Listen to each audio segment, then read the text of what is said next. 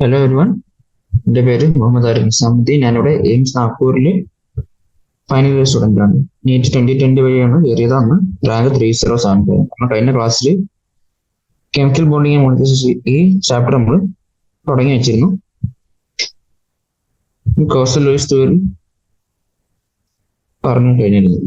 ഇലക്ട്രോവാലന്റ് ബോണ്ടിനെ കുറിച്ചും പറഞ്ഞു കഴിഞ്ഞാൽ അടുത്ത നമുക്ക് ഡിസ്കസ് ചെയ്യാനുള്ളത് ലാറ്റിസ് എൻതാൽപ്പി പ്രശ്നം. ഓക്കെ, എന്താണ് lattice enthalpy? The lattice enthalpy of an ionic solid is defined as the energy required to completely separate one mole of a solid ionic compounds into gaseous constituent ions. അപ്പം ഒരു ionic സോളിഡിൽ നിന്ന് അതിന് ionic solid നമുക്കറിയാം crystal ലാറ്റിസിലാണ് ഇരിക്കുന്നതെന്ന് അറിയാം. Ionic സോളിഡിനെ അതിൽ നിന്ന് ആറ്റംസിനെ separate ചെയ്ത് അതിന്റെ സെപ്പറേറ്റ് ആയിട്ടുള്ള ഗേഷ്യസ് ആറ്റം ആക്കി മാറ്റാൻ വേണ്ട എനർജി, അതിനെയാണ് നമ്മൾ ലാറ്റിസ് എൻതാൽപ്പി എന്ന് വിളിക്കുന്നത്. ഓൾറെഡി പറഞ്ഞതാണ് NaCl lattice enthalpy 788 കിലോജൂൾ per mole ആണ്. This means that 788 kilojoule of energy is required to separate 1 mole of solid NaCl into 1 mole of Na plus gas and 1 mole of NaCl minus 1. NaCl crystal lattice ഇരിക്കുന്ന solid സ്റ്റേറ്റിൽ ഇരിക്കുന്ന NaCl-നെ Na plus gaseous ion Cl minus ഗ്യാസും ആക്കാൻ വേണ്ട എൻതാൽപ്പിനെ നമ്മൾ വിളിക്കുന്നതാണ് lattice enthalpy. Okay, this process involves both the attractive forces between ions of opposite charges and the repulsive forces between ions of like charge. നമുക്കറിയാം എന്താണ് ionic സോളിഡ്സിൽ positively charged ഉണ്ട്, negatively charged ions ഉണ്ട് നമുക്കറിയാം. അപ്പം ഇതിനകത്ത് എല്ലാത്തരം ഇന്ററാക്ഷനും ഈ ലാറ്റിസ് നമ്മൾ അക്കൗണ്ട് ചെയ്യുന്നുണ്ട്. എന്താണ് പോസിറ്റീവ് നെഗറ്റീവ് തമ്മിലുള്ള അട്രാക്ഷൻ, പോസിറ്റീവും നെഗറ്റീവും തമ്മിലുള്ള റിപ്പൾഷൻ, അതെല്ലാം ഇതിനകത്ത് അക്കൗണ്ട് ചെയ്യുന്നുണ്ട്. The solid crystal being three-dimensional, it is not possible to calculate lattice enthalpy directly from the interaction of forces of attraction and repulsion only. Factors associated with the crystal geometry have to be ignored. അപ്പം lattice enthalpy നമ്മൾ calculate ചെയ്യുമ്പോൾ വെറും ഇവരുടെ attraction repulsion മാത്രമല്ല, അല്ലാണ്ട് ആ അറേഞ്ച്മെന്റിന്റെ കുറച്ച് properties ഉണ്ടോ അതും നമ്മൾ കണക്കിലെടുക്കുന്നു പറയുന്നത്. ഓക്കെ, നമുക്ക് ആറ്റംസ് നമ്മൾ കമ്പൈൻ ചെയ്യുമ്പോൾ ഉണ്ടാകുന്ന ബോണ്ടിന്റെ കുറച്ച് പാരാമീറ്റേഴ്സ്, ബോണ്ട് പാരാമീറ്റേഴ്സ് നമുക്ക് പഠിക്കാം. ആദ്യം പഠിക്കാനുള്ളത് ബോണ്ട് ലെങ്ത് ആണ്. എന്താണ് bond length? Bond length is defined as the equilibrium distance between the nuclei of two bonded atoms in a molecule. എന്നുവെച്ചാൽ രണ്ട് ആറ്റംസ് കമ്പൈൻ ചെയ്ത ഒരു മോളിക്യൂൾ ഉണ്ടായെങ്കിൽ അവരുടെ ന്യൂക്ലിയസ് തമ്മിലുള്ള ഡിസ്റ്റൻസ്, അതിനെയാണ് നമ്മൾ ബോണ്ട് ലെങ്ത് എന്ന് വിളിക്കുന്നത്. Okay, bond lengths are measured by spectroscopic, X-ray diffraction and electron diffraction techniques. അപ്പം ബോണ്ട് ലെങ്ത് അളക്കുന്ന മെത്തേഡ്സിന്റെ പേരാണ് പറഞ്ഞേക്കുന്നത്. നമുക്കറിയാം, ഇപ്പൊ അത്ര നിർബന്ധമല്ല, ഞാൻ just പേരറിയാം. Each atom of the bonded pair contributes to the bond length. അപ്പോൾ ഓരോ ആറ്റവും ബോണ്ട് ലെങ്ത്തിലേക്ക് കോൺട്രിബ്യൂട്ട് ചെയ്യുന്നു. ഇവിടെ നമ്മൾ ഒരു ആറ്റവും വിചാരിക്കാം, സെൻട്രലിലായിരിക്കും ന്യൂക്ലിയസ്. അപ്പം ആ രണ്ട് ന്യൂക്ലിയസിന് ഇടയിലുള്ള ഡിസ്റ്റൻസ് അതിനെ നമ്മൾ ബോണ്ട് ലെങ്ത് എന്ന് വിളിക്കുന്നത്. അപ്പൊ അത് അവിടെ രണ്ട് ആറ്റത്തിന്റെയും പാർട്ട് വരുന്നുണ്ട്, അതാണ് ഇവിടെ ഉദ്ദേശിക്കുന്നത്. In the case of a covalent bond, the contribution from each atom is called the covalent radius of the atom. Covalent bond ആണ് രണ്ട് ആറ്റം തമ്മിൽ ഉണ്ടാക്കിയിരിക്കുന്നെങ്കിൽ, ഇതൊരു covalent bond ആണെങ്കിൽ ഇതിന്റെ ഹാഫ് ആയിരിക്കും എന്ത്? covalent radius എന്ന് പറയുന്നത്. കോൺട്രിബ്യൂഷൻ ഫ്രം ഐഡന്റിക്കൽ ആറ്റംസ് തമ്മിലാണ് കമ്പൈൻ ചെയ്ത മോളിക്യൂൾ ആണെങ്കിൽ ഇതിന്റെ ഹാഫ് തന്നെ ആയിരിക്കും covalent radius എന്ന് പറയാം. അതല്ല, വേറെ ആറ്റംസ് കമ്പൈൻ ചെയ്താണ് അവരുടെ സൈസ് ഡിഫറൻസ് ഒന്ന് വലുതും ബോണ്ട് ലെങ്ത്തിൽ ഓരോ ആറ്റത്തിന്റെയും കോൺട്രിബ്യൂഷൻ അതായിരിക്കും അവരുടെ ഇവിടെ ടോട്ടൽ രണ്ട് ന്യൂക്ലിയസ് ഇടയുള്ളത് എന്താ ഈ ബോണ്ട് ലെങ്ത് ആവും, ഡിസ്റ്റൻസ് ബോണ്ട് ലെങ്ത് ആവും. ബോണ്ട് ലെങ്ത്തിലേക്കുള്ള ഓരോ ആറ്റത്തിന്റെയും കോൺട്രിബ്യൂഷൻ ആ ആറ്റത്തിന്റെ റേഡിയസ് ആവും, covalent radius. Okay, the covalent radius is measured approximately as the radius of an atom's core which is in contact with the core of an adjacent atom in a bonded situation. എന്താണ് covalent radius in definition? This measured approximately as the radius of an atom's core. ഇപ്പോൾ ഒരു ആറ്റത്തിന്റെ core, അത് വേറെ ആറ്റത്തിൽ കോണ്ടാക്റ്റിൽ നിൽക്കുന്ന മറ്റൊരു ആറ്റത്തിന്റെ core, അതാണ് എന്ത് ആ ആറ്റത്തിന്റെ റേഡിയസ് ആയിട്ട് പറയാം. അപ്പൊ നമ്മൾ നേരത്തെ വരച്ച് കാണിച്ചു, അതാണ് സിമ്പിൾ ആയിട്ട് കോംപ്ലിക്കേറ്റ് ആക്കിയെന്നേ ഉള്ളൂ. ഈ ആറ്റത്തിന്റെ കോറാണ് കാണിച്ചേക്കുന്നത്. ഇത് വേറൊരു ആറ്റം, അതുമായിട്ട് കോണ്ടാക്റ്റിൽ നിൽക്കുന്ന ന്യൂക്ലിയസ് ആയിട്ടുള്ള ഡിസ്റ്റൻസ്, അതാണ് covalent radius. Okay, the covalent radius is half of the distance between two similar atoms joined by a covalent. അപ്പം രണ്ട് സെയിം ആറ്റംസ് ആണ് കോവാലന്റ് മോളിക്യൂൾ ഫോം ചെയ്തെങ്കിൽ അവരുടെ കോവാലന്റ് ബോണ്ട് ലെങ്ത്തിന്റെ ഹാഫ് ആയിരിക്കും കോവാലന്റ് റേഡിയസ് എന്ന് പറയുന്നത്. ഇവിടെ രണ്ട് ആറ്റംസ് കാണിച്ചിട്ടുണ്ട്, ആറ്റം എയും ആറ്റം ബിയും. ആർ എ എന്ന് പറയുന്നത് ആറ്റം എയുടെ കോവാലന്റ് റേഡിയസ്, ആർ ബി എന്ന് പറയുന്നത് ആറ്റം ബിയുടെ കോവാലന്റ് റേഡിയസ്. അത് രണ്ടും കൂടെ കൂട്ടുമ്പോൾ നമുക്ക് കിട്ടുന്നതാണ് എന്ത് ബോണ്ട് ലെങ്ത് എന്ന് പറയുന്നത്. R A plus R B ആയിരിക്കും ഇവിടെ കോവാലന്റ് ബോണ്ടിന്റെ ലെങ്ത് എന്ന് പറയുന്നത്. The van der Waals radius represents the overall size of the atom which includes its valence shell in a non-bonded situation. അപ്പോൾ വാൻ ഡെർ വാൾസ് റേഡിയസ് നമ്മൾ എപ്പോഴാണ് പറയുന്നത്? Non bonded സിറ്റുവേഷനിലാണ് പറയുന്നത്, ആദ്യം നോട്ട് ചെയ്യുക. നമ്മൾ കോവാലന്റ് റേഡിയസ് പറഞ്ഞപ്പോൾ എന്താ, കോറാണ് ഒരു കോർ മോളിക്യൂൾസ് ഇലക്ട്രോൺസ് മറ്റൊരു ആറ്റത്തിൽ ടച്ച് ചെയ്യുന്നത് നമ്മൾ പറഞ്ഞത്.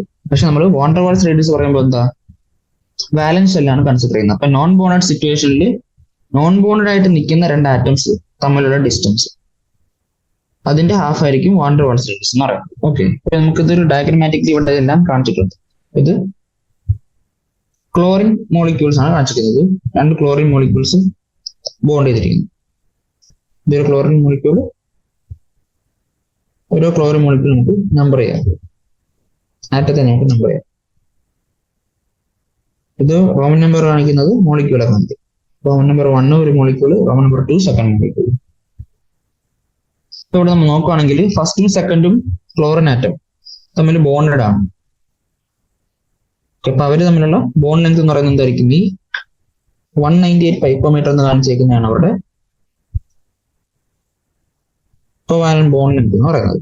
അതിന്റെ ഹാഫ്, ഇവിടെ ഹാഫ് എടുത്തതിന്റെ കാരണം രണ്ട് ഐഡന്റിക്കൽ ആറ്റംസ് ആണ് Cl2 മോളിക്യൂളിൽ, അതിന്റെ ഹാഫ് എടുത്താൽ മതി. അപ്പൊ അതായിരിക്കും ഇവിടെ എന്താ, ഇവിടെ കോവാലന്റ് റേഡിയസ് എന്ന് പറയുന്നത്. അതിന്റെ ഹാഫ് ഈ 99 പൈക്കോമീറ്റർ എന്ന് കാണിക്കുന്നതാണ് കോവാലന്റ് റേഡിയസ്. പിന്നെ വാൻ ഡെർ വാൾസ് റേഡിയസ് നമ്മൾ എപ്പോഴാണ് പറയുന്നത്, നോൺ ബോണ്ടഡ് സിറ്റുവേഷൻ. ഇവിടെ നോക്കുകയാണെങ്കിൽ ക്ലോറിൻ ആറ്റം സെക്കൻഡും തേർഡും വേറെ വേറെ മോളിക്യൂളിൽ നോൺ ബോണ്ടഡ് ആയിട്ട് നിൽക്കുന്ന ആറ്റംസ് ആണ്. അപ്പൊ അവര് തമ്മിലുള്ള ഡിസ്റ്റൻസ് ആണ് 360 പൈക്കോമീറ്റർ. അതിന്റെ ഹാഫ് ആണ് നമ്മൾ വാൻ ഡെർ വാൾസ് റേഡിയസ് ആയിട്ട് പറയുന്നത്. ഓക്കെ, ഇനി കുറച്ച് ബോണ്ട് ലെങ്ത്തിന്റെ values, single double bond triple ബോണ്ടിന്റെ വാല്യൂസ് നമുക്ക് ഇവിടെ തന്നിട്ടുണ്ട്. അപ്പോൾ നോക്കുമ്പോൾ എന്താണ്, ഇവിടെ നോക്കുമ്പോൾ carbon oxygen single bond value നോക്കും 143. പക്ഷെ കാർബൺ ഓക്സിജൻ ഡബിൾ ബോണ്ട് എന്തായി 121 ആണ്. വെച്ചാൽ ഡബിൾ ബോണ്ട് അമിച്ച് കൂടെ സ്ട്രോങ്ങർ ബോണ്ടായി, ഇപ്പം ബോണ്ട് ലെങ്ത് കുറയുന്നു. അതേപോലെ തന്നെ കാർബൺ നൈട്രജൻ ഡബിൾ ബോണ്ട് 130 ആണ്. പക്ഷെ കാർബൺ നൈട്രജൻ ട്രിപ്പിൾ ബോണ്ട് എന്തായി 160. അപ്പം നമ്പർ ഓഫ് ബോണ്ട്സ് കൂടുന്നതനുസരിച്ച് എന്താ ഇവിടെ ബോണ്ട് ലെങ്ത് കുറയുന്നു മനസ്സിലാക്കും. ഓക്കെ, അടുത്ത നമുക്ക് പറയാനുള്ളത് bond angle between. It is defined as the angle between the orbitals containing bonding electron pairs around the central atom in a molecule or complex or ion. എന്നുവെച്ചാൽ ഇപ്പോൾ central atom ഉണ്ട്, അതിന് ചുറ്റും കുറെ ഓർബിറ്റൽസ് ബോണ്ടിൽ നിൽക്കുന്ന കുറച്ച് ഓർബിറ്റൽസ് ഉണ്ട്. ആ ഓർബിറ്റൽസ് തമ്മിലുള്ള ആംഗിൾ ഇവിടെ നോക്കുകയാണെങ്കിൽ H2 ഒരു എക്സാമ്പിൾ തന്നിട്ടുണ്ട്. H2 എക്സാമ്പിളിൽ ഇവിടെ സെൻട്രൽ ആറ്റം എന്ന് പറയുന്നത് ഓക്സിജൻ ആണ്. ഒരു ഹൈഡ്രജനായിട്ട് ബോണ്ടഡ് ആയിട്ട് നിൽക്കുകയാണ്. ഓക്കെ, അപ്പൊ അവരുടെ ബോണ്ട് എന്ന് പറയുന്നത് OH ബോണ്ട്സ് ആണ്, രണ്ട് OH ബോണ്ട്സ് ആണ്. ആ രണ്ട് OH ബോണ്ട്സിന് ഇടയിൽ വരുന്ന ആംഗിൾ അതായിരിക്കും ഇവിടുത്തെ ബോണ്ട് ആംഗിൾ എന്ന് പറയുന്നത്. അപ്പം H2 ബോണ്ട് ആംഗിൾ ഇവിടെ 104.5 ഡിഗ്രി തന്നിട്ടുണ്ട്. അടുത്ത പറയാനുള്ളത് ബോണ്ട് എൻതാൽപ്പിയാണ്. എന്താണ് bond enthalpy? It is defined as the amount of energy required to break one mole of bonds of a particular type between two atoms in a gaseous state. അപ്പം gaseous state ഇരിക്കുന്ന രണ്ട് atom തമ്മിലുള്ള bond, അത് ആ bond പൊട്ടിക്കാൻ വേണ്ടെന്ന് വെച്ചാൽ ഒരു മോളിനെ കുറിച്ചാണ് പറയുന്നത്. ഒരു മോൾ അങ്ങനത്തെ ബോണ്ട് പൊട്ടിക്കാൻ വേണ്ടി ഇപ്പം H2 OH ബോണ്ടിന്റെ ബോണ്ട് എന്തായാലും നമുക്ക് തന്നിട്ടുണ്ട്. അപ്പൊ ആ ബോണ്ട് എന്തായാലും വാല്യൂ എന്താണ് ഉദ്ദേശിക്കുന്നത്, ഒരു മോൾ ഓഫ് H2 മോളിക്യൂളിന്റെ OH ബോണ്ട് പൊട്ടിക്കാൻ വേണ്ട എനർജി, അതാണ് അതിന്റെ ബോണ്ട് എന്താൽപ്പി എന്ന് പറയുന്നത്. പിന്നെ ഇവിടെ എക്സാമ്പിൾ ആയിട്ട് എന്നുള്ളത് H2 മോളിക്യൂളിന്റെ ഹൈഡ്രജൻ മോളിക്യൂൾ ഗേഷ്യസ് സ്റ്റേറ്റിൽ ഇരിക്കുന്നത്. അതിനെ രണ്ട് സെപ്പറേറ്റ് ഹൈഡ്രജൻ ആറ്റം ആക്കി മാറ്റാൻ വേണ്ട എനർജി, അതാണ് ഇവിടുത്തെ ബോണ്ട് എന്താൽപ്പി. ഇതിന്റെ വാല്യൂ തന്നേക്കുന്നത് 435.8 kJ/mol. ഓക്കെ. പിന്നെ മൾട്ടിപ്പിൾ ബോൺസിന് നമുക്ക് ബോണ്ട് എന്താൽപ്പീസ് പറയാം. Oxygen O2 molecule N2 molecule O2 molecule double bonded ആണ്, N2 മോളിക്യൂൾ ട്രിപ്പിൾ ബോണ്ടഡ് ആണ്. അതിനൊക്കെ bond enthalpy values തന്നിട്ടുണ്ട്. It is important that larger the bond dissociation enthalpy, stronger will be the bond in the molecule.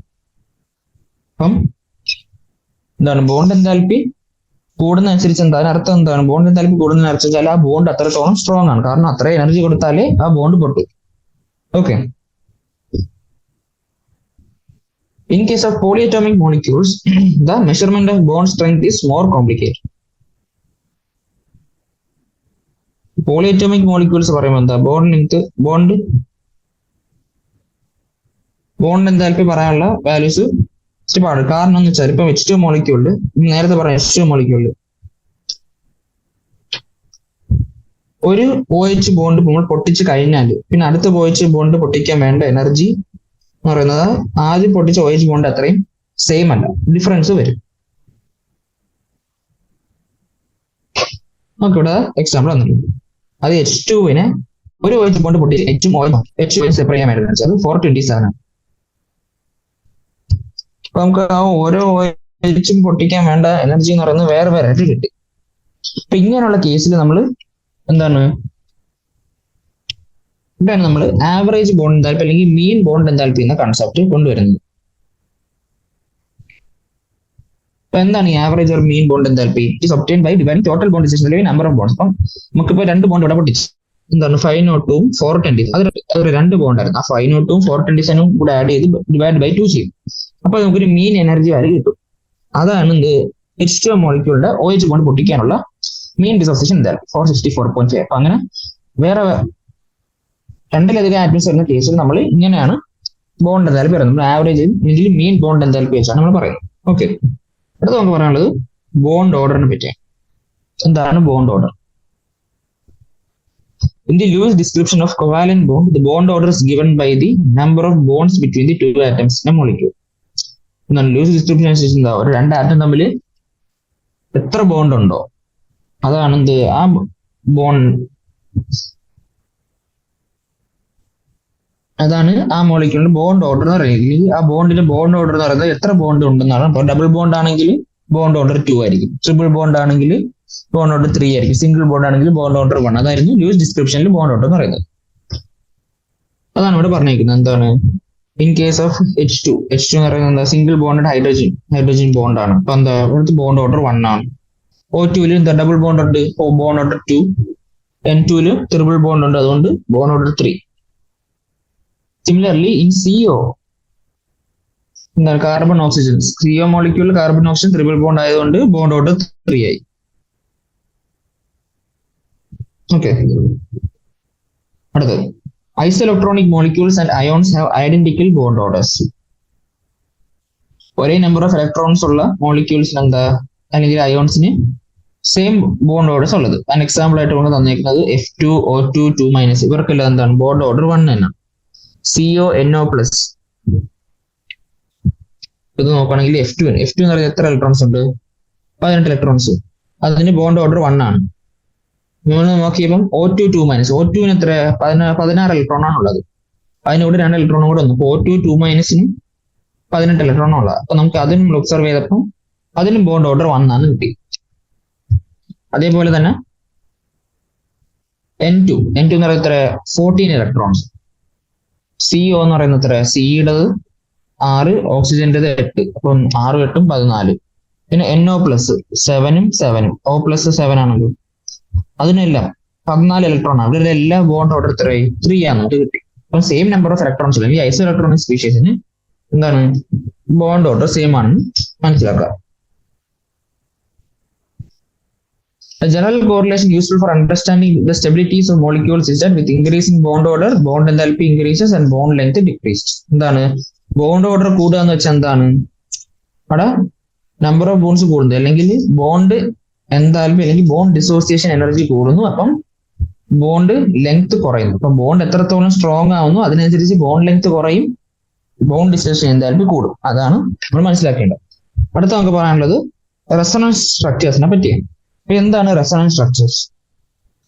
It is often observed that a single Lewis structure is inadequate for the representation of a molecule in conformity with its experimentally determined parameters. എന്ന് വെച്ചാൽ എന്താണ്, ചില സമയത്ത് ഒരു മോളിക്യൂളിന്റെ structure നമുക്ക് ഒരു loose structure വെച്ച് എക്സ്പ്ലെയിൻ ചെയ്യാൻ പറ്റത്തില്ല. അതിന് ആ മോളിക്യൂളിന് നമുക്ക് ഒന്നിലധികം സ്ട്രക്ചർ വരയ്ക്കാൻ പറ്റുന്നതായിട്ട് നമുക്ക് കാണാൻ പറ്റും. അതിന് എക്സാമ്പിൾ ആയിട്ട് നമുക്ക് O3 മോളിക്യൂളിന്റെ സ്ട്രക്ചർ നമുക്ക് തന്നിട്ടുണ്ട്. O3 മോളിക്യൂൾ നമുക്ക് ഈ ഫസ്റ്റ് സ്ട്രക്ചർ ഒരു ഓക്സിജൻ ലെങ്ത് 148, ഒരു ഓക്സിജൻ ഡബിൾ ബോണ്ട് ലെങ്ത് 121, 140. അപ്പം സെക്കൻഡ് തേർഡ് ഫസ്റ്റ് സെക്കൻഡ് തമ്മിലുള്ള ബോണ്ട് ലെങ്ത് 148. അങ്ങനെ നമ്മൾ അങ്ങനെ വരയ്ക്കാൻ പറ്റുന്നതുകൊണ്ട് എന്തായി, ഇതിന്റെ ഒറിജിനൽ സ്ട്രക്ചർ ഇതിന് രണ്ടിന്റെ ഇടയിൽ വരുന്ന സ്ട്രക്ചർ ആയിട്ട് നമ്മൾ കൺസിഡർ ചെയ്യുന്നു. ആ സ്ട്രക്ചറിനെ നമ്മൾ വിളിച്ച പേരാണത് റെസൊണൻസ് ഹൈബ്രിഡ്. നമുക്കിങ്ങനെ രണ്ട് ഇതായിട്ട് വരയ്ക്കാൻ പറ്റുന്നു. പക്ഷെ നമ്മൾ ഇങ്ങനെയായിരുന്നു വരേണ്ടിയിരുന്നത്. കാരണം oxygen single bond length 148, double bond length 121. നമ്മൾ ലൂസ് സ്ട്രക്ചർ വരച്ചാൽ അങ്ങനെയാണ് വരേണ്ടിയിരുന്നത്. അപ്പൊ രണ്ടായിട്ട് നമുക്ക് വരയ്ക്കാൻ പറ്റും. പക്ഷെ നമ്മൾ ഒബ്സർവ് ചെയ്തപ്പോൾ എന്താ, ഇതിന്റെ യഥാർത്ഥ ബോണ്ട് ലെങ്ത് ഈ രണ്ട് ഓക്സിജൻ ബോണ്ട് ലെങ്ത്തും വരുന്നത് എങ്ങനെയാണ്, യഥാർത്ഥ ബോണ്ട് ലെങ്ത് വാല്യൂ വരുന്നത് ഇതിന് രണ്ടിന്റെ ഇടയിലുള്ള വാല്യൂ 120 പൈക്കോമീറ്റർ ആണ് വരുന്നത്. അപ്പൊ അതുകൊണ്ട് ഇതിന്റെ യഥാർത്ഥ സ്ട്രക്ചർ 1ഉം 2ഉം അല്ല, പക്ഷെ അതിന് രണ്ടിന്റെ ഇന്റർമീഡിയറ്റ് വരുന്ന ഒരു വേറൊരു സ്ട്രക്ചർ. ആ സ്ട്രക്ചർ നമ്മൾ വിളിച്ച പേരാണ് റെസൊണൻസ് ഹൈബ്രിഡ്. ആ റെസൊണൻസ് ഹൈബ്രിഡിൽ ആ രണ്ട് ഓക്സിജൻ ബോണ്ട് ലെങ്ത്തും സെയിം ആയിരിക്കും, അതായത് 128 പൈക്കോമീറ്റർ. ആ ആദ്യം പറഞ്ഞ രണ്ട് വാല്യൂസിന്റെ ഇടയിൽ വരുന്ന 128 പൈക്കോമീറ്റർ എന്ന ബോണ്ട് ലെങ്ത് ഉള്ള ഒരു റെസൊണൻസ് ഹൈബ്രിഡ് ആയിരിക്കും. അതിന് ഓസോൺ മോളിക്യൂളിന്റെ യഥാർത്ഥ സ്ട്രക്ചർ എന്ന് നമ്മൾ കണ്ടെത്തി. ആ സ്ട്രക്ചറിനെ നമ്മൾ റെസൊണൻസ് ഹൈബ്രിഡ് എന്ന് വിളിച്ചു. എന്നുവെച്ചാൽ ഇത് ഈ ബോണ്ടുകൾ ഇങ്ങനെ മാറിക്കളിച്ചുകൊണ്ടേയിരിക്കും. ഇത് നമ്മൾ ഇങ്ങനെ എപ്പോഴും ഫാസ്റ്റ് ആയിട്ട് ഇങ്ങനെ ഇന്റർ ചെയ്തുകൊണ്ടിരിക്കും. അപ്പൊ അതിന് ഇടയിൽ വരുന്നത് റെസൊണൻസ് ഹൈബ്രിഡ് ഇത് നമ്മൾ അസ്യൂം ചെയ്യുന്നു. ഓക്കെ, അതാണ് ഇവിടെ പറയാൻ പോകുന്നത്.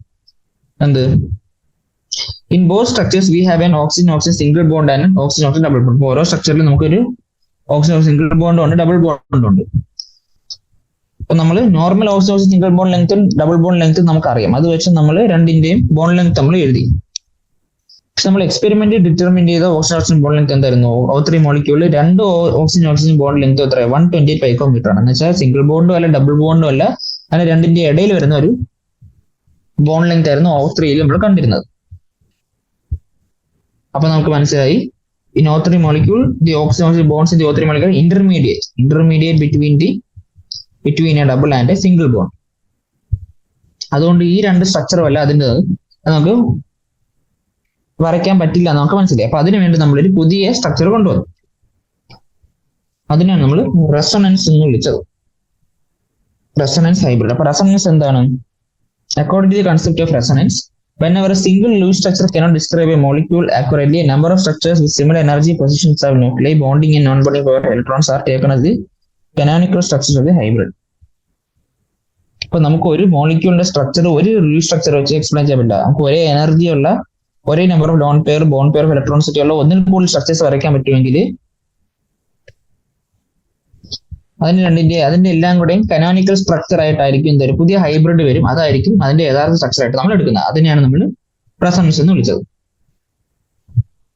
Thus for O3, the two structures shown above constitute the canonical structures of resonance structures, and their hybrid, that is structure 3, represents the structure of O3 more accurately.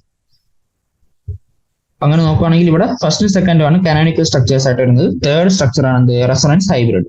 അതാണ് O3യുടെ യഥാർത്ഥ സ്ട്രക്ചറിനെ കൂടുതൽ കറക്റ്റ് ആയിട്ട് കാണിച്ചിരിക്കുന്നത്. Resonance is represented by a double headed arrow. നമ്മൾ ഈ ആരോ ഇത് വെച്ചാണ് നമ്മൾ റെസൊണൻസ് ഉണ്ടെന്ന് കാണിച്ചിരിക്കുന്നത്. ഓക്കെ, പിന്നെ റെസൊണൻസ് കാണിക്കുന്ന വേറെ കുറച്ച് സ്ട്രക്ചേഴ്സിന്റെ എക്സാമ്പിൾ ആണ് ഇത് കാർബണേറ്റ് അയോണും കാർബൺ ഡയോക്സൈഡ് മോളിക്യൂളൊക്കെ. അതൊക്കെ നമുക്ക് ഇതിനകത്ത് ഇവിടെ കാണിച്ചിട്ടുണ്ട്. ജസ്റ്റ് നോക്കാം. ഇത്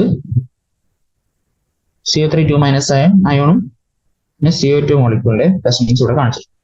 In general, it may be stated that Resonance stabilizes the molecule as the energy of the resonance fiber is less than the energy of any single canonical structure. അപ്പൊ റെസണൻസിന്റെ ആവശ്യം എന്താണ്? റെസണൻസ് എന്തിനാണ് പറയുന്നത്? റെസണൻസ് കൊണ്ടുവന്ന അർത്ഥം കാര്യം എന്താ? കാരണം റെസണൻസിലൂടെ ആ മോളിക്യൂളിന്റെ എനർജി കുറയുന്നു, അതിലൂടെ അവർക്ക് സ്റ്റെബിലിറ്റി കൂടുതൽ കിട്ടുന്നു. ഏതെങ്കിലും കനോണിക്കൽ സ്ട്രക്ചറിനേക്കാളും കൂടുതൽ സ്റ്റെബിലിറ്റി ഉള്ള സ്ട്രക്ചറാണ് ഏത്? റെസണൻസ് ഹൈബ്രിഡ് എന്ന് പറയുന്നത് ഏതെങ്കിലും കനോണിക്കൽ സ്ട്രക്ചറിനേക്കാളും കൂടുതൽ സ്റ്റെബിലിറ്റി ഉള്ള സ്ട്രക്ചർ. എന്ന് വെച്ചാൽ ഇവിടെ നമ്മൾ പറയുകയാണെങ്കിൽ സ്ട്രക്ചർ ത്രീയുടെ സ്റ്റെബിലിറ്റി ആണെന്ത്? 1-നേക്കാളും 2-നേക്കാളും കൂടുതൽ, എങ്കിൽ 3യുടെ എനർജിയാണ് 1-നേക്കാളും 2-നേക്കാളും കുറവ്, അങ്ങനെയും പറയാം. Resonance averages the bond characteristics as a whole. ഇതാണ് റെസൊണൻസിലൂടെ ബോണ്ട് ക്യാരക്ടറിസ്റ്റിക്സിന്റെ ആവറേജ് അല്ലെങ്കിൽ രണ്ടിന്റെയും കൂടെ ഇടയിലുള്ളതാണ്. അപ്പൊ നമ്മൾ നേരത്തെ കണ്ടതാണ് എന്ത്? ബോണ്ട് ലെങ്ത് എന്ന് പറയുന്നത് സിംഗിൾ ബോണ്ട് 148 ഡബിൾ ബോണ്ട് 121 ആയിരുന്നു. പക്ഷെ നമ്മുടെ റെസൊണൻസ് ഹൈബ്രിഡിൽ ബോണ്ട് ലെങ്ത് എത്രയായി? 128 പൈക്കോമീറ്റർ. എന്ന് വെച്ചാൽ സിംഗിൾ ബോണ്ടിന്റെയും ഡബിൾ ബോണ്ടിന്റെയും ഇടയിലുള്ള ക്യാരക്ടറിസ്റ്റിക്, അതാണ് ഇവിടെ ആവറേജ് ആയതുകൊണ്ട് ഉദ്ദേശിച്ചത്.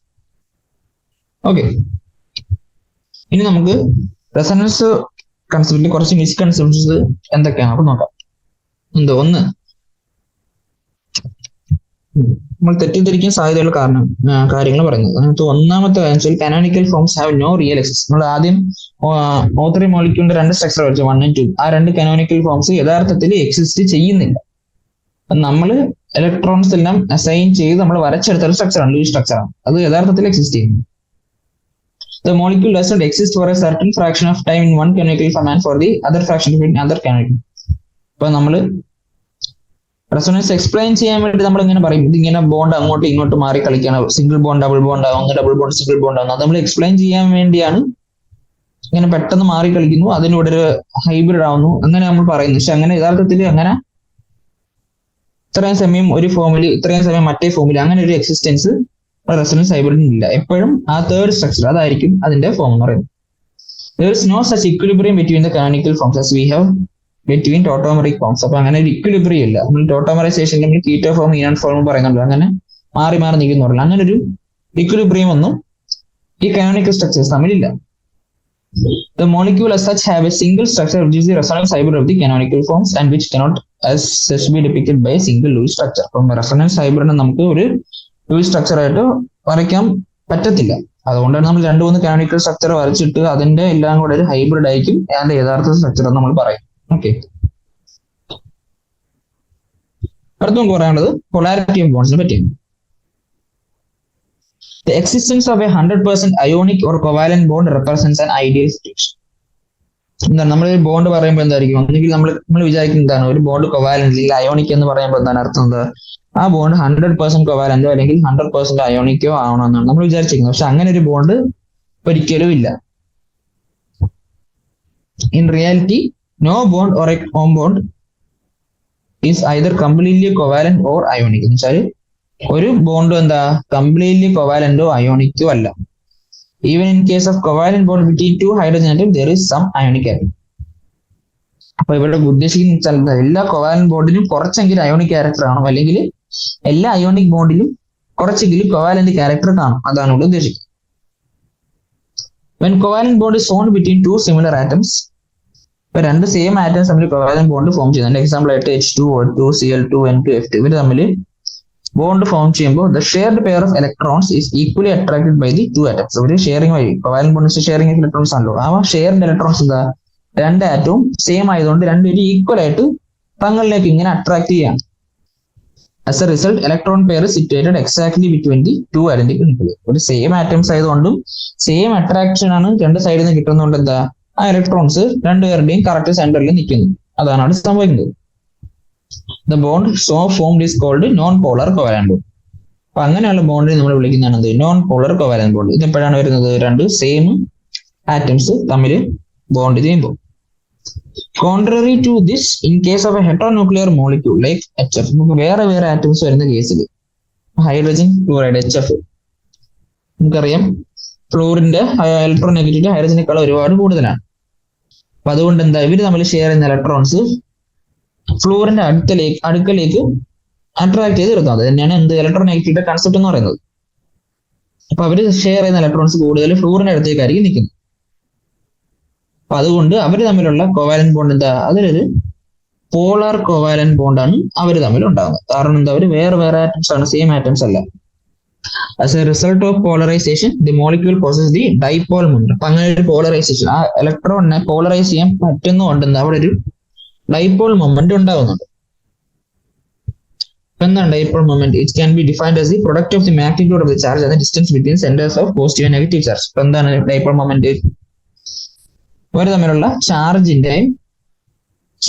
ഇൻറ്റു ഇവർ തമ്മിലുള്ള ഡിസ്റ്റൻസ്, പോസിറ്റീവും നെഗറ്റീവ് അയൺ തമ്മിലുള്ള ഡിസ്റ്റൻസ്, അതാണ് എന്ത് ഡൈപോൾ മൊമെന്റ് എന്ന് പറയുന്നത്. നമ്മൾ ഡൈപോൾ മൊമെന്റിനെ ഡെപിക്ട് ചെയ്യാൻ ഉപയോഗിക്കുന്ന സിമ്പിൾ ആണ് മ്യൂ എന്ന് പറയുന്നത്. അപ്പൊ മ്യൂ എന്ന് പറയുന്നത് mu is equal to charge into അവരുള്ള distance. Dipole moment is usually expressed in Debye units. ഡിബൈയിലാണ് നമ്മൾ ഡൈപോൾ മൊമെന്റ് കാണിക്കുന്നത്. ഒരു ഡിബൈ എന്ന് പറയുന്നത് എത്രയാ? 3.33564 into 10⁻³ കൂളോമീറ്റർ.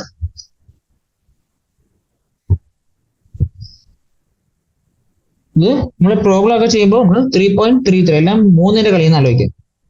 3.33 into 10⁻³ ഇത് ആലോചിച്ചാൽ മതി. ഒരു ഡിബൈ ഇത്രയും കിലോമീറ്റർ ആണ് ആലോചിക്കാം. Further dipole moment is A vector quantity. Dipole moment എന്താണ്? ഒരു വെക്ടർ ക്വാണ്ടിറ്റി. വെക്ടർ ക്വാണ്ടിറ്റിക്ക് എന്താണ്? എപ്പോഴും ഡയറക്ഷൻ ഉണ്ട്. And by convection it is depicted by a small arrow with tail on the negative center and head pointing towards the positive center. നമ്മൾ സാധാരണ dipole moment പറയുമ്പോൾ എങ്ങനെയാണ് നമ്മൾ ഡയറക്ഷൻ കാണിക്കേണ്ടത്? ആരോ ഹെഡ് എന്ന് പറയുന്നത് പോസിറ്റീവ് സെന്ററിലേക്കും ടെയിൽ എന്ന് പറയുന്നത് നെഗറ്റീവ് സെന്ററിലേക്കുമാണ് കാണിക്കേണ്ടത്. പക്ഷെ നമ്മൾ ഇവിടെ കെമിസ്ട്രിയിൽ ഡൈപോൾ മൊമെന്റ് ഡയറക്ഷൻ കാണിക്കുന്ന ആരോ ഒരു ക്രോസ് ഡയറക്ഷൻ വെച്ചാൽ ഇവരുടെ ടെയിലിൽ ഇവിടെ ഇങ്ങനെ വര കാണും. അത് വെച്ചാണ് കാണിക്കുന്നത്. എന്നിട്ട് ആരോയുടെ ഹെഡ് നമ്മൾ ഇങ്ങോട്ടാണ് കാണിക്കുന്നത്, നെഗറ്റീവ് എൻഡിലേക്കും. Arrow head is on the negative end and cross എന്ന് പറയുന്നത് ഈ ടെയിലിന്റെ ഭാഗം ഇങ്ങോട്ടാണ്, പോസിറ്റീവ് സൈഡിലോട്ടായിരിക്കും നിൽക്കുന്നത്. നമ്മളിവിടെ നോക്കുമ്പോൾ HF മോളിക്യൂള് നമ്മൾ വരയ്ക്കുക. നമുക്കറിയാം ഫ്ലൂറിനാണ് കൂടുതൽ ഇലക്ട്രോ നെഗറ്റീവ് അല്ലെ. അപ്പൊ ഇവരുടെ ബോണ്ട് നമ്മൾ ഇങ്ങനെ വരയ്ക്കാം. ഫ്ലൂറിന് കൂടുതൽ ഇലക്ട്രോൺ നെഗറ്റീവ് ആയതുകൊണ്ട് ഇലക്ട്രോൺസ് കൂടുതൽ ഫ്ലൂറിന്റെ അടുത്തേക്ക് നിൽക്കും. അപ്പൊ അങ്ങനെ വരുമ്പോൾ നമ്മൾ ഡൈപോൾ മൊമെന്റ് വരയ്ക്കേണ്ട ഇങ്ങനെ ആരോ ഫ്ലൂറിന്റെ സൈഡിലേക്ക്, ക്രോസ്ഡ് ടെയിൽ ഹൈഡ്രജന്റെ സൈഡിലേക്ക്. ഇങ്ങനെയാണ് നമ്മൾ ഡൈപോൾ മൊമെന്റ് ഡെപിക്ട് ചെയ്യുന്നത്. Okay, this arrow symbolise the direction of the shift of electron density എന്ന് വിളിക്കും. ഇപ്പൊ ആരോ എന്താണ്? എങ്ങോട്ടാണ് ഇലക്ട്രോൺ ഷിഫ്റ്റ് ചെയ്ത് നിൽക്കുന്നത് അതാണ് കാണിച്ചിരുന്നത്. ഞങ്ങൾക്കൂടെ പറയാനുള്ളത്, in case of polyatomic molecules, the dipole moment not only depend upon the individual dipole moments of bonds known as the bond dipole, but also on the spatial arrangement of various bonds in molecule. ഇവിടെ പറയുന്നത് എന്താണ്? ഇപ്പൊ നമുക്കൊരു 2ൽ കൂടുതൽ atoms വരുന്ന സമയത്ത് dipole moment പറയുമ്പോൾ, ഇപ്പൊ നമുക്കിവിടെ H2 മോളിക്യൂൾ ഉണ്ട്. ഇവിടെ 2 hydrogen, oxygen, hydrogen, oxygen. Okay, അപ്പൊ നമുക്കറിയാം ഓരോ ഹൈഡ്രജൻ ഓക്സിജൻ ബോണ്ട് എന്താണ്? ഓരോ ഡൈപോൾ മൊമെന്റ് ഉണ്ട്. കാരണം നമുക്കറിയാം ഓക്സിജൻ എന്ന് പറയുന്നത് ഹൈഡ്രജനേക്കാൾ ഇലക്ട്രോ നെഗറ്റീവ് ആണ്. ഇവിടുത്തെ 2 ഡൈപോൾ നമുക്ക് ഇവിടെ ഉണ്ട്. ഒന്ന് ഹൈഡ്രജൻ ഓക്സിജൻ തമ്മിലുള്ള ഡൈപോൾ, ആദ്യത്തെ ഹൈഡ്രജൻ ഓക്സിജൻ, പിന്നെ രണ്ടാമത്തെ ഹൈഡ്രജൻ ഓക്സിജൻ തമ്മിലുള്ള ഡൈപോൾ മൊമെന്റ്. നമുക്ക് ഇവിടെ 2 ഡൈപോൾ മൊമെന്റ് കിട്ടുന്നുണ്ട്. ഓക്കെ, അപ്പൊ നമുക്കറിയാം ഇവിടെ 2 ഡൈപോൾ മൊമെന്റ്, 2 വെക്ടർ ക്വാണ്ടിറ്റി ഉണ്ട്. അതുകൊണ്ട് എന്തായിരിക്കും റിസൾട്ടന്റ് ഡൈപോൾ മൊമെന്റ് എന്തായിരിക്കും? മോളിക്യൂൾ ഡൈപോൾ മൊമെന്റ് വെച്ച് എന്തായിരിക്കും? ഈ 2 ഡൈപോൾ മൊമെന്റ് റിസൾട്ടന്റ് സം അതായിരിക്കും എന്ന് പറയുന്നത്. ഇതായിരിക്കും മോളിക്യൂളിന്റെ യഥാർത്ഥത്തിലുള്ള മോളിക്യൂൾ ഡൈപോൾ മൊമെന്റ് ഇതായിരിക്കും. പക്ഷെ ഓരോ ബോണ്ടിന്റെ ഡൈപോൾ മൊമെന്റ് ഇത് രണ്ടും ആയിരിക്കും. ഓക്കെ, അതാണ് ഇവിടെ ഉദ്ദേശിക്കുന്നത്. അതാണ് ഇവിടെ കാണിച്ചത്. Such case the dipole moment of A molecule is the vector some of the dipole moments. അപ്പം 2 ഡൈപോൾ മൊമെന്റ് വെക്ടർ സം ആയിരിക്കും ആ മോളിക്യൂളിന്റെ ഡൈപോൾ മൊമെന്റ് എന്ന് പറയുന്നത്. ഇപ്പൊ നമുക്ക് ഇവിടെ H2 മോളിക്യൂളിന്റെ എക്സാമ്പിൾ നമുക്ക് പറഞ്ഞ ഓൾറെഡി ഉണ്ട്. എന്താണ് H2 മോളിക്യൂൾ? നമുക്ക് ബോണ്ട് ആംഗിൾ 104.5 ആണ് നമുക്കറിയാം. അതിന്റെ നെറ്റ് ഡൈപോൾ മൊമെന്റ് എന്ന് പറയുന്നത് ഓരോ ഡൈപോളിന്റെയും എന്താണ് വെക്ടർ സം ആണ്. ഇപ്പൊ റിസൾട്ടിന് എത്ര കിട്ടി? 6.17 into 10⁻30. ഈ റിസൾട്ടന്റിന്റെ വാല്യൂ ആണ് ഇവിടെ തന്നേക്കുന്നത് 6.17 into 10⁻30 കൂളോമീറ്റർ. സോറി ഈ തന്നേക്കുന്നത് നമ്മുടെ ഓരോ OH ബോണ്ടിന്റെയും ഡൈപോൾ മൊമെന്റ് ആണ്. വെക്ടർ സം എടുത്തിട്ടില്ല എന്നുവെച്ചാൽ ഈ ഓരോ OH ബോണ്ടിന്റെയും വാല്യൂ ആണ് നമുക്ക് തന്നേക്കുന്നത്. അപ്പൊ അത് രണ്ടിന്റെയും കൂടെ വെക്ടർ സം എടുത്തിട്ട് നമുക്ക് കിട്ടുന്നതാണ് എന്ത്? 1.85 ഡിബൈ അല്ലെങ്കിൽ അതിനെ കിലോമീറ്റർ ആക്കുമ്പോൾ വേണ്ടി 3.33 വെച്ച് നമ്മൾ ഇൻറ്റു ചെയ്ത് 6.17 10 - കിലോമീറ്റർ എന്ന് കിട്ടി. Okay, the dipole moment in case of BeF2 is 0.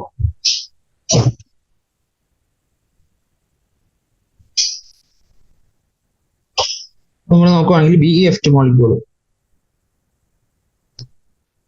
നമുക്കറിയാം ഫ്ലൂറിനാണ് പീരിയോഡിക് ടേബിൾ ഏറ്റവും ഇലക്ട്രോൺ നെഗറ്റീവ് ആയിട്ടുള്ളത്. അപ്പൊ നമുക്ക് ഫ്ലൂറിൻ കണ്ടാൽ എപ്പോഴും ഫ്ലൂറിൻ അടുക്കലേക്കാണ് ഇലക്ട്രോൺ പോകുന്നത് നമ്മളെന്ന് പറയാം. ഇപ്പോൾ നോക്കുമ്പോൾ 2 BeF ബോണ്ട് ഉണ്ട് നമുക്കിവിടെ. ഓരോ BeF ബോണ്ടിലും അതിന്റെ ഡൈപോൾ മൊമെന്റ് ഫ്ലൂറിന്റെ അടുത്തേക്കായിരിക്കും പോകുന്നത്. പക്ഷെ ഇവിടെ 2 ഡൈപോൾ മൊമെന്റ് ഉണ്ട്. പക്ഷെ റിസൾട്ടന്റ് എടുക്കുമ്പോൾ എന്താ, രണ്ടും ഓപ്പോസിറ്റ് ഡയറക്ഷൻ. കാരണം BeF2 എന്ന് പറയുന്നത് ഒരു ലീനിയർ മോളിക്യൂൾ. അപ്പൊ 2 ബോണ്ട് 180 ഡിഗ്രിയിലാണ് നിൽക്കുന്നത്. അപ്പൊ റിസൾട്ടന്റ് വെക്ടർ സം എടുക്കുമ്പോൾ എന്താ, രണ്ടും കൂടി 0 ആയി പോകും. കാരണം ഓപ്പോസിറ്റ് ഡയറക്ഷൻ ആയതുകൊണ്ട് 0 ആയി പോകും. അതാണ് ഇവിടെ കാണിച്ചിരിക്കുന്നത്. In tetratomic molecule for example in BeF3, 4 atoms ഉള്ള മോളിക്യൂൾ BeF3 നമുക്കറിയാം ട്രൈഗണൽ പ്ലാനാർ ആണ്. സോറി, നമ്മൾ അത് പഠിച്ചിട്ടില്ല. BeF3 മോളിക്യൂളില് ഓരോ ബോണ്ട് ആംഗിളും 120 ഡിഗ്രിയിലാണ് നിൽക്കുന്നത്. 120 ഡിഗ്രിയിലാണ് ബോണ്ട് ആംഗിൾ നിൽക്കുന്നത്. അപ്പം ഇതിന്റെ മൂന്നിനെ കൂടെ റിസൾട്ടന്റ് വെക്ടർ സം എടുത്താൽ നമുക്ക് അവിടെ കിട്ടുന്നത് 0 ആയി പോകും. അപ്പൊ അങ്ങനെ നിൽക്കുന്നത് 0 ആയി പോകും. നമുക്ക് ആലോചിക്കാം, ലീനിയർ ആയിട്ട് നിൽക്കുന്നത്. അതേപോലെ 120 ഡിഗ്രിയിൽ ടെട്രാറ്റോമിക് മോളിക്യൂൾ ഇവരുടെ എല്ലാം റിസൾട്ടന്റ് സം 0 ആയി പോകും. ഓക്കെ, നമുക്ക് NH3യുടെ NF3യുടെയും കേസ് നമ്മൾ നോക്കണം. NH3യുടെ NF3 നമുക്കറിയാം നൈട്രജനും ഹൈഡ്രജനും കമ്പയർ ചെയ്യുമ്പോൾ നൈട്രജനാണ് ഇലക്ട്രോനെഗറ്റിവിറ്റി കൂടുതൽ. നൈട്രജനും ഫ്ലൂറിനും കമ്പയർ ചെയ്യുമ്പോൾ എന്താ, ഫ്ലൂറിനും കമ്പയർ ചെയ്യുമ്പോൾ ഇലക്ട്രോനെഗറ്റിവിറ്റി കൂടുതൽ ഫ്ലൂറിനാണ്. അപ്പൊ നമ്മൾ ആദ്യത്തെ കേസ് NH3യുടെ കേസ് എടുക്കുമ്പോൾ നമ്മൾ ആലോചിക്കുക, ലോൺ പെയർ വരുമ്പോൾ ലോൺ പെയറിന്റെ സൈഡിലേക്കായിരിക്കും എന്താ ഡൈപോൾ മൊമെന്റ് നിൽക്കുന്നത് ഇപ്പോൾ ആലോചിക്കാം. ഓക്കെ, അപ്പൊ അങ്ങനെ നോക്കുമ്പോൾ അത് NH3യുടെ കേസ് എടുക്കുകയാണ്. അപ്പം എല്ലാം 3 ഡൈപോൾ അവിടെ വരുന്നുണ്ട്. എന്ത്, H-ന്ന് N-ലേക്ക് 3 ഡൈപോൾ വരുന്നുണ്ട്. നൈട്രജന് മേലോട്ട് ലോൺ പെയറിന്റെ ഡൈപോൾ മൊമെന്റ് മേലോട്ടുണ്ട്. ഇവിടെ എല്ലാത്തിനും റിസൾട്ടന്റ് ഡൈപോൾ വരുന്നത് മേലോട്ടായിരിക്കും. അതാണ് ഇവിടെ കാണിച്ചേക്കുന്ന റിസൾട്ടന്റ് ഡൈപോൾ മേലോട്ടായിരിക്കും വരുന്നത്. ഇനി നമ്മൾ ഇവിടെ നോക്കുമ്പോൾ NF3യുടെ നോക്കുമ്പോൾ നമുക്ക് നൈട്രജന്റെ ലോൺ പെയറിന്റെ ഡൈപോൾ മൊമെന്റ് മേലോട്ടുണ്ട്. പക്ഷെ NF3യുടെ 3 NF ബോണ്ട് ഉണ്ട്, അവരുടെ റിസൾട്ടന്റ് ഡൈപോൾ താഴോട്ടും ഉണ്ട്. അപ്പൊ ഇത് രണ്ടും കൂടെ ഇതിന്റെ 3ന്റെയും കൂടെ റിസൾട്ട് താഴോട്ട് വരും, ലോൺ പെയറിന്റെ ഡൈപോൾ മൊമെന്റ് മേലോട്ട് വരും. ഇപ്പൊ ഇത് രണ്ടും കൂടെ നമ്മൾ വെക്ടർ സം എടുക്കുമ്പോൾ എന്താ, ഈ NF3യുടെ റിസൾട്ടന്റ് ഡൈപോള് താഴോട്ടുള്ള ഡൈപോൾ ഇച്ചിരി കൂടുതലായിരിക്കും. ഇപ്പൊ റിസൾട്ടന്റ് ഡൈപോൾ താഴോട്ട് വരും. അതേ ഉള്ളൂ ഇവിടെ പറയാനുള്ളത്. ഓക്കെ, നമുക്ക് പറയാനുള്ളത് just as all the covalent bonds have some partial ionic character, the ionic bonds have also partial covalent character. നമുക്ക് ഡൈപോൾ മൊമെന്റ് പറഞ്ഞാൽ എന്താണ്, കോവാലന്റ് ബോണ്ടിൽ ചെറിയ അയോണിക് ക്യാരക്ടർ ഉണ്ട്, അത് വെച്ചാണ് നമ്മൾ ഡൈപോൾ മൊമെന്റ് പറഞ്ഞത്. അതേപോലെ തന്നെ ഇപ്പൊ പറയുന്നത് എന്താണ്, എല്ലാ അയോണിക് ബോണ്ടിലും കുറച്ച് കോവാലന്റ് ക്യാരക്ടർ ഉണ്ട്. The partial covalent character of ionic bonds is discussed by Fagans in terms of following. So ionic bonds ഉള്ള partial covalent character Fagans അതിന് കുറച്ച് റൂൾസ് പറഞ്ഞിട്ടുണ്ട്. Fagans എന്തൊക്കെയാണ് നമുക്ക് നോക്കാം. ഒന്നാമത്തത്, the smaller the size of the cation and larger the size of the anion, the greater the covalent character of an ionic bond. അപ്പൊ കാറ്റയോന്റെ size എത്രത്തോളം കുറയുന്നുണ്ടോ ആനിയോന്റെ സൈസ് എത്രത്തോളം കൂടുന്നുണ്ടോ അതിനനുസരിച്ച് കോവാലന്റ് ക്യാരക്ടർ കൂടുന്നത്. നമ്മൾ എങ്ങനെയാണ് ചിന്തിക്കുക, ഒരു ആനിയോൺ വലുതാവുന്ന അനുസരിച്ച് എന്താണ്, ന്യൂക്ലിയസിൽ നിന്ന് അതിന്റെ ഔട്ടർ ഇലക്ട്രോൺ ഡിസ്റ്റൻസ് കൂടിക്കൊണ്ടിരിക്കുകയാണ് അല്ലേ. അങ്ങനെ ഡിസ്റ്റൻസ് കൂടുന്തോറും നമ്മുടെ കാറ്റയോൺ വരുന്നു. ഡിസ്റ്റൻസ് കൂടുന്തോറും ന്യൂക്ലിയസിന്റെ കിട്ടുന്ന എഫക്റ്റീവ് ന്യൂക്ലിയർ ചാർജ്, ഈ ഔട്ടർ ഇലക്ട്രോണിൽ കിട്ടുന്ന എഫക്റ്റീവ് ന്യൂക്ലിയർ ചാർജ് എന്തായിരിക്കും, കുറവായിരിക്കും. അപ്പൊ ഇത് പെട്ടെന്ന് നമ്മുടെ കാറ്റയോൺ വലിച്ചെടുക്കാൻ പറ്റുന്നു, അല്ലെങ്കിൽ കൂടുതൽ അട്രാക്ട് ചെയ്യാൻ പറ്റുന്നു എന്ന് ചിന്തിക്കുക. കാരണം അയോണിക് ബോണ്ടിൽ എന്താ, ഒരു ആനിയോൺ കാറ്റയോൺ ആണ്. അപ്പൊ ആനിയോണിന്റെ അടുത്താണ് ഈ ഇലക്ട്രോൺ നിൽക്കേണ്ടത്. ഈ ഇലക്ട്രോണെ കാറ്റയോൺ വലിക്കുന്നതായിട്ട് ആലോചിക്കുക, അല്ലെങ്കിൽ ആ ഇലക്ട്രോൺ കാറ്റയോണിന്റെ അടുത്തേക്ക് നിൽക്കാനുള്ള ടെൻഡൻസി കൂടുന്നു എന്ന് ചിന്തിക്കുക. അപ്പൊ അങ്ങനെ നോക്കുമ്പോൾ എന്താ, അത് കോവാലന്റ് ക്യാരക്ടർ ആവുന്നു അല്ലെ. ഇതിന് പോസിറ്റീവ് ചാർജ് ഉണ്ട്, ഇതിന് നെഗറ്റീവ് ചാർജ് ഉണ്ട്. ഇതിന്റെ ഇലക്ട്രോൺ ആണ് ഇവിടെ നിൽക്കുന്നത് ചിന്തിക്കുക. ഇത് ഈ ന്യൂക്ലിയസിന്റെ അടുത്താണ് ഈ നെഗറ്റീവ് ചാർജ് നിൽക്കേണ്ടത് അല്ലേ? പക്ഷെ ആനോൺ വലുതായതുകൊണ്ട് ന്യൂക്ലിയസിന് അതിന് അത്ര സ്ട്രോങ് ആയിട്ട് പിടിച്ചിരിക്കാൻ പറ്റുന്നില്ല. അപ്പൊ ഈ കാറ്റയോൺ ഇലക്ട്രോണിനെ തന്റെ അടുക്കിലേക്ക് ഇങ്ങനെ വലിക്കും. അയോണിക് ബോണ്ട് ചെറിയൊരു കോവാലന്റ് ക്യാരക്ടർ ചിന്തിക്കാം. ആനോൺ വലുതാവുന്നതനുസരിച്ച് കോവാലന്റ് ക്യാരക്ടർ കൂടും. ഇനി കാറ്റയോൺ ചെറുതാവുന്നതനുസരിച്ചും കോവാലന്റ് ക്യാരക്ടർ കൂടും. ഇതും സെയിം കൺസെപ്റ്റ് ആണ് നമുക്ക് ചിന്തിക്കാം. കാറ്റയോൺ ചെറുതാകുമ്പോൾ എന്താ? ചെറുതാകുമ്പോൾ ഇത് ആനോന്റെ അടുക്കലേക്ക് കൂടുതൽ നിൽക്കാനുള്ള ടെൻഡൻസി കൂടും അല്ലേ? അതൊക്കെ എന്താ? അപ്പൊ അതിന്റെ outer electron, negative charge outer electron ഇതിന് പെട്ടെന്ന് വലിക്കാൻ പറ്റും. അതും അവിടെ സെയിം കൺസെപ്റ്റ് ആണ്. അപ്പൊ കാറ്റയോൺ ചെറുതാവുന്നതനുസരിച്ച് അവിടെയും കോവാലന്റ് ക്യാരക്ടർ കൂടും, അയോണിക് ബോണ്ടിന്റെ കോവാലന്റ് ക്യാരക്ടർ കൂടും. മൂന്നാമത്തെ എന്താ? For cations of the same size and charge, the one with the electronic configuration n-1d and ns0 typical of transition metals is more polarizing than one with the noble gas configuration. ഒരേ സൈസും ചാർജും ഉള്ള cations ആണെങ്കിൽ transition metal configuration ഉള്ളതിനായിരിക്കും noble gas കോൺഫിഗറേഷനേക്കാളും കൂടുതൽ polarising power എന്ന് പറയുന്നത്. നോബിൾ ഗ്യാസ് കോൺഫിഗറേഷൻ ഉദ്ദേശിക്കുന്ന ബന്ധപ്പെട്ട ആൽക്കലി മെറ്റൽസ് ആണ്. കാരണം അവരെന്താണ്? അവർ ആൽക്കലി മെറ്റൽസ്, ആൽക്കലി മെറ്റൽസ് ഒരു ഇലക്ട്രോണെ കളഞ്ഞുകൊണ്ട് ഡബിൾ ഗ്യാസ് കോൺഫിഗറേഷൻ ആവും. ആൽക്കലൈൻ എർത്ത് മെറ്റൽസ് 2 ഇലക്ട്രോണെ കളഞ്ഞുകൊണ്ട് എന്തായി നോബിൾ ഗ്യാസ് കോൺഫിഗറേഷൻ. ഇപ്പൊ അവരെക്കാളും കൂടുതൽ പോളറൈസിംഗ് പവർ ആയിരിക്കും അതേ സൈസും ചാർജും ഉള്ള ട്രാൻസിഷൻ മെറ്റൽസിൽ വരുന്ന cations. Okay. The cation polarizes the anion, pulling the electronic charge towards itself and thereby increasing the electronic charge between the two. അതാണ് ഇവിടെ നമ്മൾ നേരത്തെ പറഞ്ഞു. കാറ്റയോൺ എന്തായി? ആനയോൺ പോളറൈസ് ചെയ്യുന്നു. ചില ഇലക്ട്രോൺ ഔട്ടർ ഇലക്ട്രോൺ സ്വന്തം അടുത്തേക്ക് ഇങ്ങനെ വലിക്കുന്നു. നമ്മൾ നേരത്തെ പറഞ്ഞ കോവാലന്റ് ബോണ്ട് എന്തായിരുന്നു? കോവാലന്റ് ബോണ്ട് അത് തന്നെയാണ് സംഭവിക്കുന്നത്. ഇപ്പോൾ സെയിം ആറ്റംസ് നമ്മൾ Cl2 മോളിക്യൂൾ പറഞ്ഞു. ഒരേ ആറ്റമുള്ള 2 ഒരേ ആറ്റമുള്ള മോളിക്യൂളിൽ എന്താ ഇലക്ട്രോൺ സെൻട്രലിൽ നിൽക്കാനുള്ള കാരണം എന്താ? രണ്ടുപേർക്കും ഒരേ അട്രാക്റ്റീവ് പവർ വരുന്നതുകൊണ്ടാണ്. ഇവിടെ കാറ്റയോൺ ചെറുതാകുമ്പോൾ ഈ ഇലക്ട്രോണിന് ആനിയോണ് കിട്ടിയ ഇലക്ട്രോണിനെ തന്റെ അടുക്കിലേക്ക് നിർത്താനുള്ള ടെൻഡൻസി കൂടുന്നു. അപ്പൊ എന്താ? ഇച്ചിരി കൂടെ സെൻട്രലിലേക്ക് അടുക്കാണ് ഈ ഇലക്ട്രോൺ. അതുകൊണ്ടാണ് അയോണിക് ബോണ്ടിന് ചെറിയ കോവാലന്റ് ക്യാരക്ടർ വരുന്നുണ്ടെന്ന് പറയുന്നത്. കാറ്റയോൺ ചെറുതാവും തോറും അല്ലെങ്കിൽ ആനിയോൺ വലുതാവും തോറും. Okay. The polarizing power of the cation, the polarizability of the anion, and the extent of distortion, polarization of anion are the factors. ഈ 3 ഫാക്ടേഴ്സ് ആണ് അയോണിക് ബോണ്ടിന് എത്രത്തോളം കോവാലന്റ് ക്യാരക്ടർ, എന്താണ് polarising power of cation. Cation എത്രത്തോളം ഇലക്ട്രോണിനെ സ്വന്തം അടുക്കലേക്ക് വലിക്കാം. പിന്നെ polarisability of the anion എത്രത്തോളം ആ ഇലക്ട്രോണിനെ അങ്ങോട്ട് വിട്ടു കൊടുക്കാം. And the extent of distortion, എത്രത്തോളം വിട്ടു കൊടുക്കാനോ വലിക്കാൻ പറ്റുന്ന കഴിവ്. അതാണ് എന്ത്? എത്രത്തോളം നമ്മുടെ അയോണിക് ബോണ്ടിന് കോവാലന്റ് ക്യാരക്ടർ കാണിക്കാൻ പറ്റുമെന്ന് തീരുമാനിക്കും. അപ്പൊ ഇതുകൊണ്ട് ആ തിയറി നമ്മൾ അവിടെ പഠിച്ചു കഴിഞ്ഞു. അടുത്ത് നമുക്ക് പഠിക്കാനുള്ളത് valence shell electron pair repulsion തിയറിയാണ്.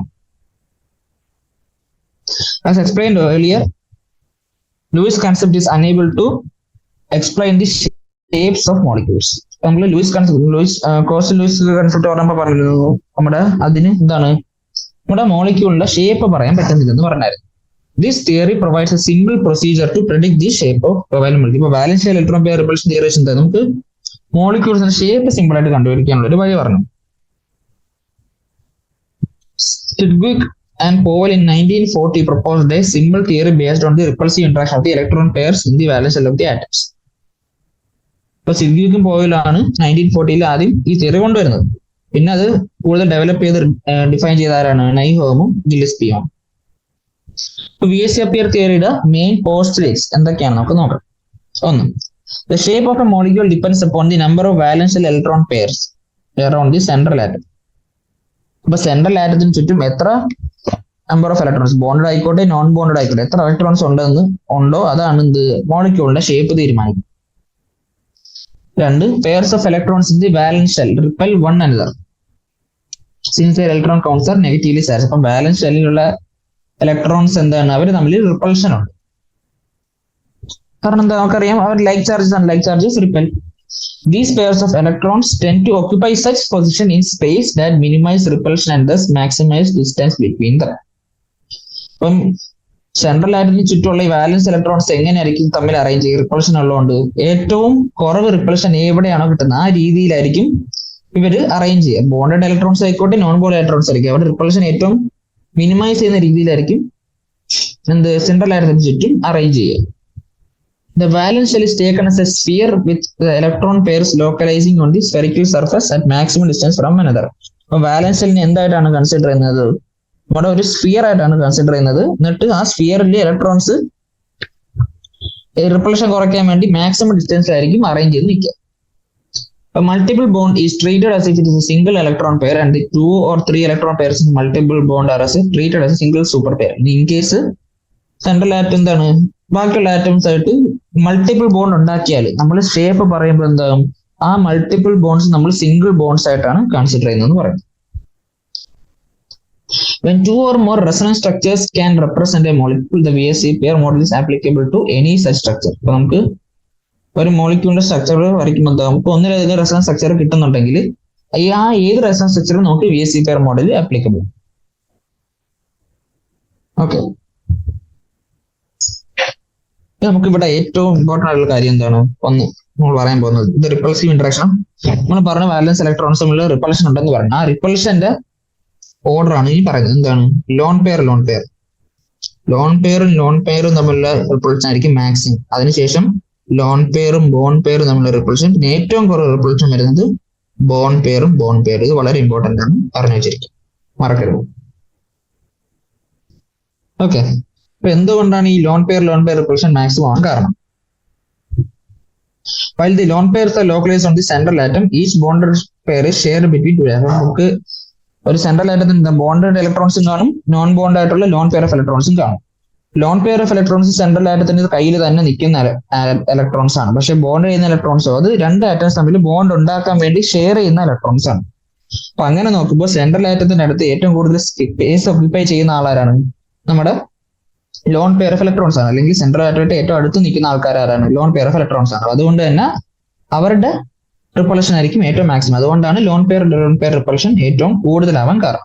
For the prediction of geometrical shapes of molecules with the help of VSC pair theory, it is convenient to divide molecules in two categories. നമുക്ക് ഷേപ്സ് പഠിക്കാൻ വേണ്ടി നമുക്ക് മോളിക്യൂൾസിന് രണ്ട് കാറ്റഗറി ഡിവൈഡ് ചെയ്യുന്നുണ്ട്. ഒന്ന് molecules with the central atom has lone pair. Central ആറ്റത്തിന് lone pair electrons ഇല്ല, എന്ന് വെച്ചാൽ ബോണ്ട് പെയർ ഓഫ് ഇലക്ട്രോൺസ് മാത്രമേ ഉള്ളൂ. അല്ലെങ്കിൽ സെൻട്രൽ ആറ്റത്തിന്റെ എല്ലാ ഇലക്ട്രോൺസ് ബോണ്ടിങ്ങിൽ പങ്കെടുത്ത മോളിക്യൂൾസ്, അത് ഒരു ഗ്രൂപ്പ്.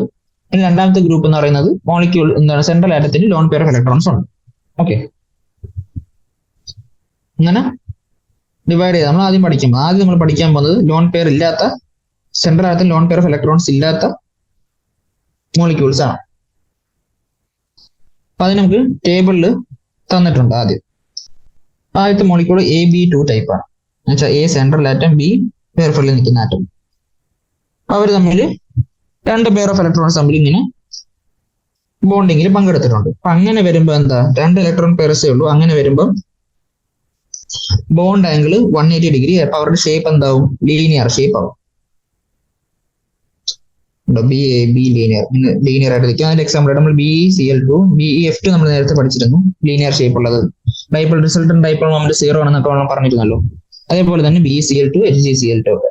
അടുത്ത ടൈപ്പാണ് AB3 ടൈപ്പ്. അവിടെ 3 ഇലക്ട്രോൺ പെയർസ് ഷെയർഡ് ആണ്. അപ്പൊ അങ്ങനെ വരുമ്പോ എന്താ, അതിന്റെ ഷേപ്പ് എന്ന് പറയുന്നത് ട്രൈഗണൽ പ്ലെയിനാർ ആണ്. ഈ അറേഞ്ച്മെന്റിലാണ് ബോണ്ട് പെയർ ഏറ്റവും ഡിസ്റ്റൻസിൽ നിൽക്കുന്നത്. ഇപ്പൊ ബോണ്ട് ആംഗിൾ 120 ഡിഗ്രി വരും. Trigonal planar structure. അതിന്റെ എക്സാമ്പിൾ BF3 പറയും. ഓക്കെ, ഇനി സെൻട്രൽ ആറ്റത്തിന് ചുറ്റും 4 ആറ്റംസ് വരുന്ന AB4 ടൈപ്പ്. അപ്പൊ അങ്ങനെ വരുമ്പോ അവിടെ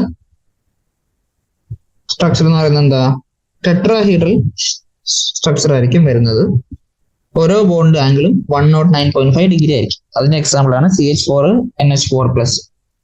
അപ്പൊ എല്ലാത്തിന്റെയും ഷേപ്പ്, ബോണ്ട് ആംഗിൾ ഇത് എന്തായാലും അറിഞ്ഞിരിക്കുക.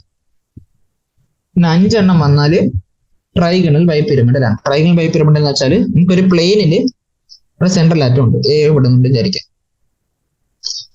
AB5 ടൈപ്പ് മോളിക്യൂളാണ് നമ്മൾ ട്രൈഗണൽ ബൈപിരമിഡിൽ വരയ്ക്കുന്നത്. സെൻട്രൽ ആറ്റം ചുറ്റും 5 ആറ്റംസ് മൊത്തത്തിലാണ്. അപ്പൊ ഈ പ്ലെയിനില് ഇവര് 3 B ആയിട്ട് ബോണ്ട്, നമ്മുടെ ട്രൈഗണൽ പ്ലെയിനാർ പോലെ 3 B ആയിട്ട് A ബോണ്ട് ചെയ്യും. ഓക്കെ, ഇത് ഒരു പ്ലെയിൻ നടക്കുന്നത്. പ്ലെയിൻ കാണിക്കാൻ വേണ്ടിയാണ് നമ്മൾ ഈ പച്ച വെച്ച് വരയ്ക്കുന്നത്. എന്നിട്ട് പ്ലെയിന്റെ മേലെയും താഴെയും എന്താണ് എ വേറെ രണ്ട് ബി ആയിട്ട് കമ്പൈൻ ചെയ്യും. ഓക്കെ, അപ്പം പ്ലെയിന്റെ മേലെയും താഴെയും വരുന്നതുകൊണ്ട് എന്താ ഇത് ഈ പ്ലെയിനുമായിട്ട് 90 ഡിഗ്രി ഉണ്ടാക്കുന്നുണ്ട്. പിന്നെ നമ്മൾ പറഞ്ഞു ആദ്യം ഒരു പ്ലെയിനിൽ എയും ബിയും 3 ബോണ്ട് ഉണ്ടാക്കിയതുകൊണ്ട് ട്രൈഗണൽ പ്ലെയിനാർ പോലെയാണ് നമ്മൾ പറഞ്ഞു. അപ്പൊ ആ bond angle 120 degree. Okay, simple ആണ്. അതാണ് ഇവിടെ ട്രൈഗണൽ ബൈപിരമിഡിൽ വരുന്നത്. അപ്പൊ അതിന്റെ എക്സാമ്പിൾ ആണ് ഇവിടെ തന്നേക്കുന്ന PCl5 എന്ന് പറയും. പിന്നെ അടുത്തത് വരുന്നത് ഒക്ടാഹീഡ്രൽ ആണ്. ഒക്ടാഹീഡ്രലിൽ AB6 ടൈപ്പ് പറയുകയാണെങ്കിൽ നമ്മള് എ സെൻട്രൽ ആറ്റം, അത് 4 സൈഡിലേക്കും, ഇത് പ്ലെയിനിൽ ഒരു പ്ലെയിനാട്ടോ ഇത് സംഭവിക്കുന്നത്. ഒരു പ്ലെയിനില് 4 ബി ആയിട്ട് ബോണ്ട് ഉണ്ടാക്കി പച്ച വെച്ച് വരയ്ക്കും അല്ലെ. അപ്പൊ ഇതിന്റെ ഓരോന്നിന്റെയും ബോണ്ട് ആംഗിൾ അപ്പൊ എന്തായിരിക്കും? 90 ഡിഗ്രി ആയിരിക്കും. കാരണം മൊത്തത്തിൽ 360 ആണ് സർക്കിള്, 4 ആയിട്ട് ഡിവൈഡ് ചെയ്തു 90. ഇത് ചെറിയ റെക്ടാംഗിൾ ആയിട്ട് പോലെ ഉണ്ട്, പക്ഷെ കറക്റ്റ് സ്ക്വയർ ആയിട്ട് വരച്ചാൽ 90 ഡിഗ്രിയാണ് വരേണ്ടത്. അപ്പൊ ഓരോ ബോണ്ട് ആംഗിളും ഇവിടെ 90 ഡിഗ്രിയാണ്. എന്നിട്ട് ആ പ്ലെയിന്റെ മേലെയും താഴെയും നമ്മൾ നേരെ ട്രൈഗണൽ ബൈപിരമിഡ് വരച്ച പോലെ മേലെയും താഴോട്ടും എ വേറെ ബി ആയിട്ട് ബോണ്ട് ചെയ്യുന്നുണ്ട്. അപ്പൊ അതും പ്ലെയിനിന്റെ മേലോട്ടും താഴോട്ട് നിൽക്കുന്നുണ്ട്, അതും ബോണ്ട് ആംഗിൾ 90 ഡിഗ്രി വരും. ഇങ്ങനെ അറേഞ്ച് ചെയ്യുന്നതിന് നമ്മൾ ഒക്ടാഹീഡ്രൽ അറേഞ്ച്മെന്റ് എന്ന് പറയും. ഓക്കെ, എക്സാമ്പിൾ ആയിട്ട് ഇവിടെ കൊടുത്തേക്കുന്നത് ആരാണ്?